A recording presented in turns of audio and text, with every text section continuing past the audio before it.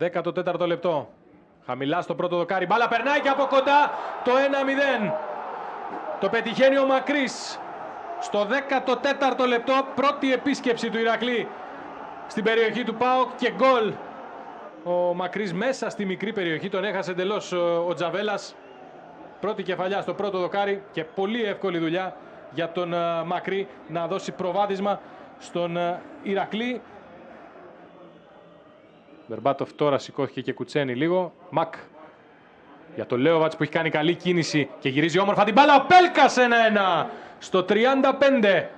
Πρώτο του γκολ στην Super League φέτος από τον Πέλκα. Πολύ ωραία η μπαλιά του Λέοβατς.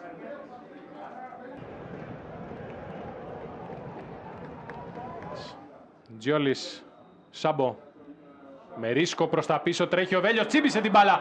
Ο Βέλιος απέναντι από τον Όλσεν. Γκολ! 2-1 από το Βέλιο. Σκοράρει για τρίτη συνεχόμενη αγωνιστική ο Απόστολος Βέλιος. Εκμεταλλεύεται το λανθασμένο γύρισμα προς τα πίσω. Τσιμπάει την μπάλα και νικάει τον Όλσεν. 2-1 ξανά προβάδισμα για τον Ηρακλή. Πλεονέκτημα από εκείνη την πλευρά τώρα ο ΠΑΟΚ και ο Αθανασιάδης στέλνει την μπάλα εκεί στο Ροντρίγκες. Και έμεινε κοντά του για να τον βοηθήσει. Καλή επίθεση, ο Μακ παίρνει την μπάλα, δεν βρήκε χώρο για να εκτελέσει, ξανά για τον Ροντρίγκες.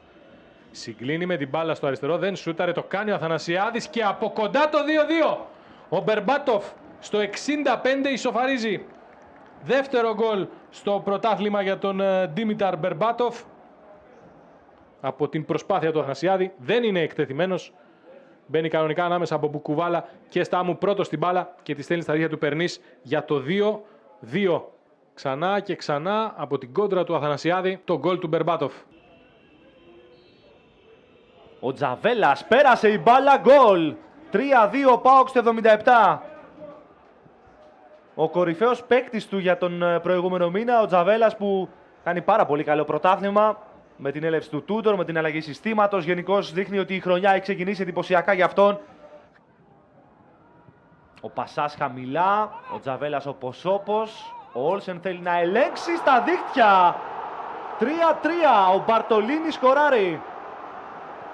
Τέταρτη συνεχόμενη ισοπαλία μεταξύ Ηρακλή και ΠΑΟΚ σε αυτό το γήπεδο. Εδώ ο Τζαβέλας δεν διώχνει. Κινείται στην καρδιά της περιοχής και ο Βέλιος και ο Μπαρτολίνι και ο Περόνε. Ο Όλσεν δεν μπορεί να βγει εκεί.